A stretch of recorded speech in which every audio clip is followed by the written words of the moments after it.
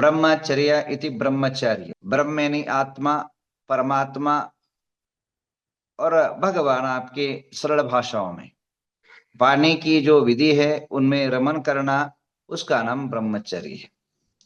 ब्रह्मचर्य का अर्थ ये नहीं होना है कि हम स्त्रियों से भागना, स्त्रियों से दूर रहना। स्त्रियां माँ भी रहती है, स्त्रियां बेटी भी रहती है, स्त्रियां नानी भी रहती है, काकी भी रहती है। स्त्रियों से ब्रह्मचारी भंग नहीं होता है, मन के भटकाव से ब्रह्मचारी भंग होता है।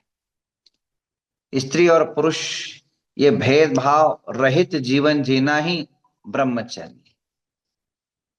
अब जो है इस ब्रह्मचर्य का वास्तविक अर्थ क्या है?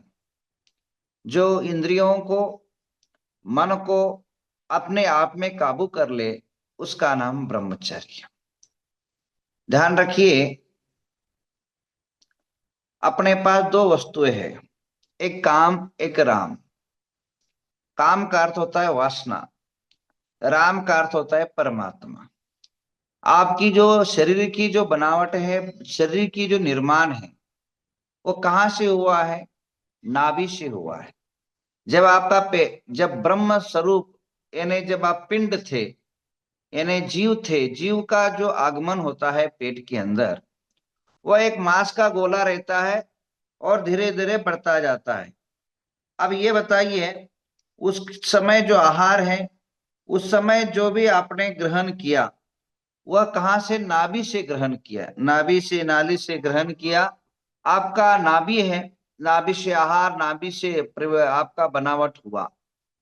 तो नाभि के नीचे जो है कुंड रहता है, जिसको हम मूलाधार कुंड बोलते हैं, या नाभि के नीचे एक आपका धातु, शुक्राणु, वीर्याणु आदि स्टॉक का जो स्टॉकेज रहता है, उसको अगर हम नीचे जाता है, उसको काम पैदा होता है, और वही ऊर्जा ऊपर आती है तो राम पैदा होता है। और राम और काम दोनों जो है एक ही अपोजिट वस्तुएं है। अब आचार्यों ने, भगवान महावीर ने हम सबके लिए, जीने के लिए, हम सबको धार्मिक प्रवृत्ति के लिए, हम सब अच्छे और परिवार बनाने के लिए 5 वस्तुएं दी है भगवान महावीर ने, जिसको पंच अनुव्रत कहा, पंच महाव्रत कहा। जो पंच महाव्रत है वह 2 रूप में बांटा है, छोटे रूप में और बड़े रूप में, पूर्ण रूप से, अपूर्ण रूप से। पर दोनों जो है, एक श्रावक को और एक श्राविक, एक मुनियों, मुनियों को पूर्ण रूप से पालने को कहा और श्रावकों को अपूर्ण रूप से यानी छोटा रूप से, शक्ति रूप से पालने को कहा। अब ये बात, अब जैसे ब्रह्मचर्य है, संपूर्ण रूप से शादी आदि या संपर्क वासनाओं पर काबू करने का नाम महाव्रत है। और एक पतिव्रता होना, एक व्यक्ति के प्रति समर्पित होना, यह अनुव्रत कहलाता है। ब्रह्मचारी के साथ भी अनुव्रत कहलाता है। और उसके अंदर भी पक्ष मास भेदों में अपने आप को कंट्रोलित रखना, यह जो है ये भी अनुव्रत कहलाता है। अब देखिए, यह ब्रह्मचारी, इससे होता क्या है? ब्रह्मचारी से लाभ क्या है? मनुष्य को वर्तमान के अंदर उसका बेनिफिट क्या है? कोई भी आदमी बिना बेनिफिट के कोई करता नहीं है। अगर आप भी जो पूजा अर्चा शांति जो भी कर रहे हैं, कोने को एक उद्देश्य है, बिना उद्देश्य के, और करना भी गलत है भाई। क्यों हम व्यर्थ काम करें? क्यों व्यर्थ करें? कुछ ना कुछ पाने के लिए तो करा जाता है, चाहे वो मोक्ष हो, चाहे वो स्वर्ग हो, चाहे कुछ भी हो। तो अब इससे बेनिफिट क्या है? 4 बेनिफिट है ब्रह्मचारी को पालने का। 4 बेनिफिट है। पहला बेनिफिट वचन बल होता है। जैसे ही आपके जीवन में ब्रह्मचारी का अवतरण होता है तो वचन बल आता है। वचन बल का अर्थ होता है जो बोले सो फतह, जो कहो सो जो है सत्य, जो कहो वही भविष्यवाणी, जो कहो आपका वाक्य जो है सत्य रूप में सिद्ध होता है। अगर असत्य की सब जगह भंडवाल हो और आपने बोल दिया, वो सत्य सिद्ध होने लग जाता है। कभी कभार आपको आपको एक कल एक दो दिन के बाद मैं बताऊंगा कि बोला है उसका क्या परिणाम होता है। जहां वातावरण भी आपके विरुद्ध हो, जहां संभव ही नहीं हो, जहां मतलब कहीं कहीं तक आपका सत्य का नजारा नहीं आओ, और ब्रह्मचारी व्यक्ति ने बोल दिया, वह सत्य में जयते का साक्षात अवतार होता है। तो पहला लाभ ब्रह्मचारी का सत्य वचन, वचन जो है आपके सिद्ध होता है, वचन सिद्ध पुरुष हो जाता है आदमी। दूसरा जो है ब्रह्मचारी का लाभ, काय बल, काय के अंदर इतनी ताकत और सामर्थ्य आ जाती है, वह जो है हजारों हजारों हाथियों का बल उसके जीवन में प्राप्त होता है और दीर्घायुष होता है। आपको याद होगा, मैं तो याद कराता हूं आपको,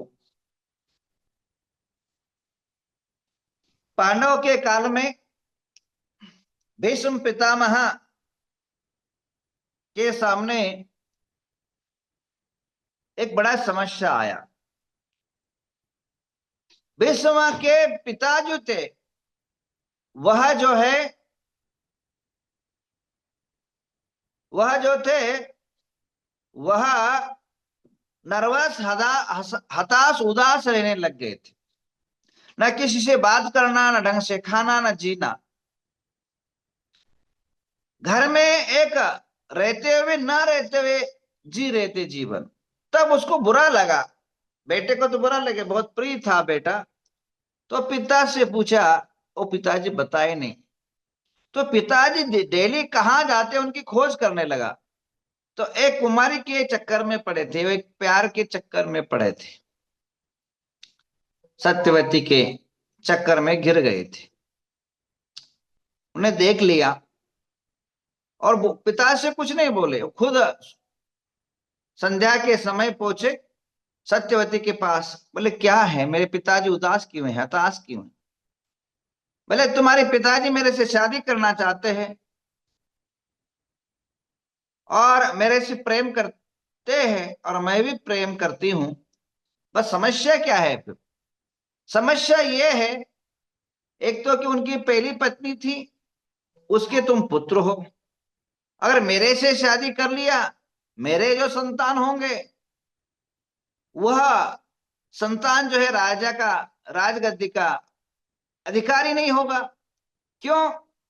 क्योंकि आप बड़े बेटे हो तो आपको मिलेगा। तो मैं नहीं चाहती हूँ मेरे बच्चे अनाथ की तरह पले। मैं नहीं चाहती हूँ मेरे बच्चे जो है आपके अंडर में जीवन भर काम करे। मैं नहीं चाहती हूँ कि मेरे बच्चों का कोई मानसिक या शारीरिक या आर्थिक जो है उनको कष्ट हो। मेरे प्रेम का बलि मेरे बच्चे न बने, इसलिए जो है मैं तुम्हारे पिता से शादी नहीं करना चाहती। तो भीष्म पिता, इतना छोटी सी बात है। तो उन्होंने जो है उनके सामने, भीष्म ने प्रतिज्ञा कर ली है। भीष्म प्रतिज्ञा पूरा विश्व के अंदर प्रसिद्ध है कि जब तक मैं जिंदा रहूंगा तब तक शादी नहीं करूंगा।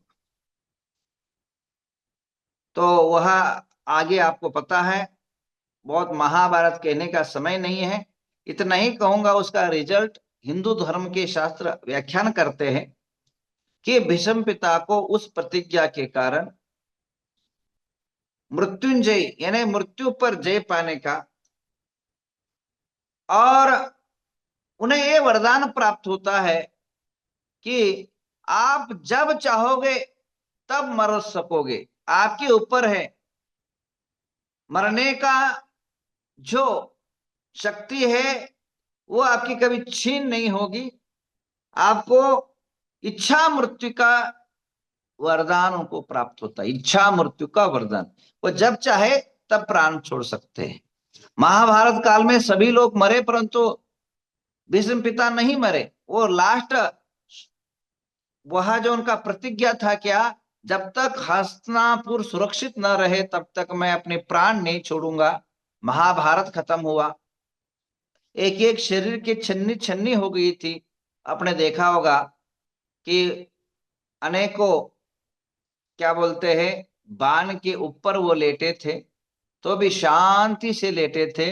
जब वह उनका जीवन तब वह विसर्जित किए, जब वह भीष्म पितामह हस्तिनापुर को सुरक्षित देखे। तो कहने का तात्पर्य, जो ब्रह्मचारी होता है उनके आयुष वृद्धि होता है। ब्रह्मचारी काय बल के धारी होते हैं। उसके बाद मनोबल के भी धारी होते हैं। जो मन में ठान लिया, ब्रह्मचारी लोग जो मन में ठान लिया, वह मन की इच्छा अनुसार, मन की भावनाओं के अनुसार उनके सबकी कार्य सिद्ध हो जाता है। मनोइच्छित फल की प्राप्ति करना और दूसरों को करवाने की क्षमता ब्रह्मचारी वृत्ति के लोगों के अंदर आ जाता है, शक्ति और एनर्जी। चौथा लाभ है, आप कोई भी ग्रंथ पढ़िए, कोई भी मंत्र शास्त्र पढ़िए, बिना जो है व्रत के वह मंत्र सिद्ध नहीं हो सकते। तो बंधु, मेरा कहने का तात्पर्य यह है, आपने कभी जो है चूहे को देखा है? तो हम हर घरों में देखा ही होगा, आगे पीछे।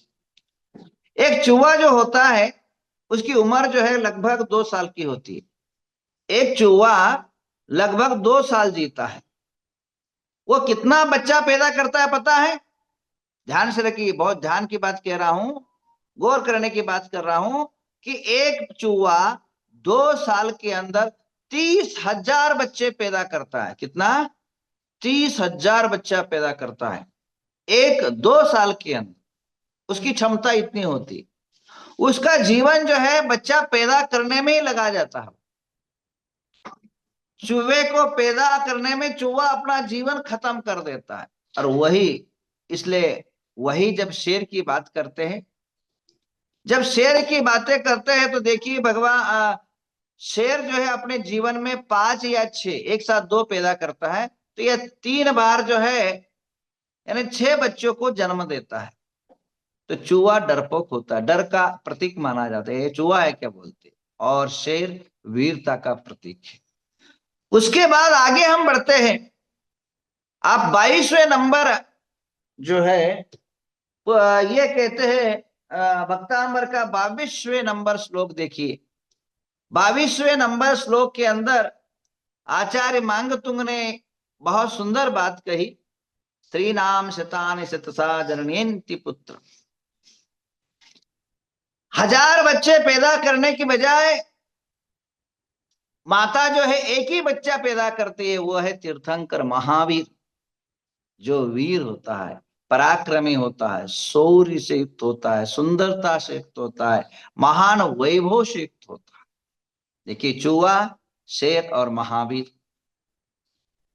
तो जितने एनर्जी एक पर आप खर्च करोगे, उतना पराक्रमी बनेगा आपका बच्चा, आपका जीवन। तो कहने का तात्पर्य यह है मेरा, आपके जीवन के अंदर जो प्रणाली बदलिए और जीवन को परिवर्तन करिए। और सर्व सिद्धिदायक कोई मंत्र है तो यह है ब्रह्मचर्य। आज आपके जीवन में यह व्रत धारण करें। इसके अलावा मैं ये कहना चाहूंगा, आज कल जो है ग्रहण है। इस देश का इस साल का सबसे अंतिम ग्रहण है, ध्यान रखिए। और वह रात को 9 बजे शुरू होगा, लगभग 1:30 या 2 बजे तक इसका समाप्ति है। सबसे 3 घंटे का ग्रहण है, भारत में दिखेगा। ग्रहण क्या चीज? ग्रहेते इति ग्रहण, ग्रहेते इति ग्रहण। संस्कृत की परिभाषा है, जो ग्रहण करे उसका नाम ग्रहण। किस पर ग्रहण करें? अपनी छाया दूसरे छाया को ग्रहण करे, उसका नाम। जैसे चंद्र ग्रहण। चंद्र ग्रहण जो है, चंद्र की जो छाया है, राहु और पृथ्वी पर छाया पड़ने का नाम, मिक्स छाया का नाम ग्रहण होता है। मेरु प्रदक्षिणा नित्य गतयो नरलोकी। जो सुमेरु पर्वत है, उस सुमेरु पर्वत के जो है सूर्य चंद्रमा आदि परिक्रमा करते रहते हैं। और जब परिक्रमा करेंगे, आप समझे, आप अगर मंदिर का, अब कम से कम 10-20 लोग अगर मंदिर का परिक्रमा करते हैं, अचानक कहीं कोई आगे जाता है, कोई पीछे जाता है, कोई और आगे चला जाता है, पीछे वाला आगे चला जाता है, आगे वाला पीछे हो जाता है, और एक समय एक ऐसा आ जाता है, एक साथ सभी का परिक्रमा का समय भी मिल जाता है। ऐसे जो सूर्य पृथ्वी और राहु आदि का एक साथ जो मिलन होता है, उससे निकलने वाला जो छाया है वो अंदर हो जाता है, और उसको ग्रहण बोलते। और कल का जो ग्रहण है वो बड़ा महत्व का है। क्या महत्व का है? वह लाल वर्णीय चंद्र हो जाएगा। जो चंद्र सफेद है वो लाल वर्णीय होगा।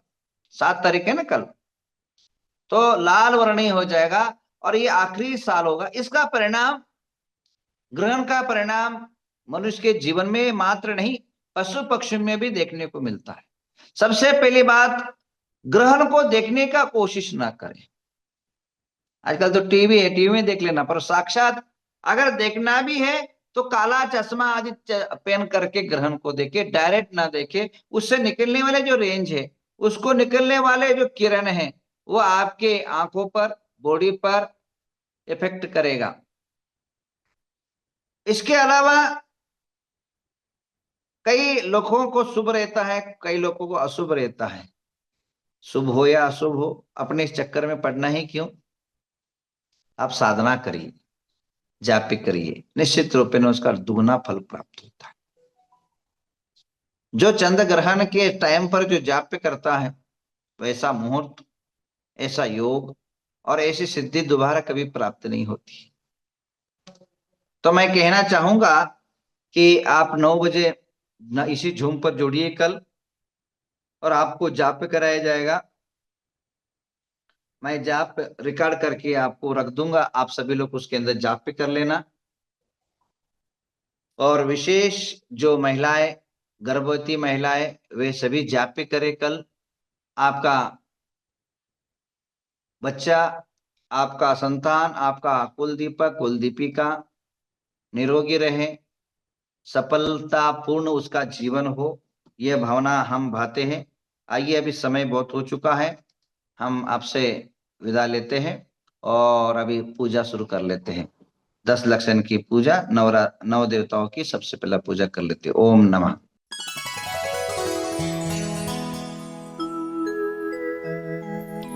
नाम तिहारा तारणहारा, कब तेरा दर्शन होगा।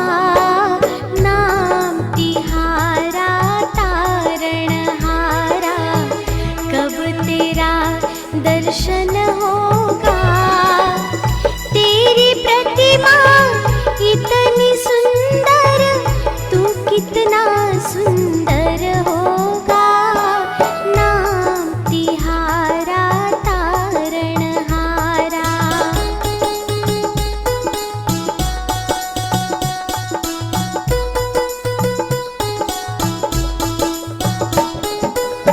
अरिहंत सिद्धाचार्य पाठक,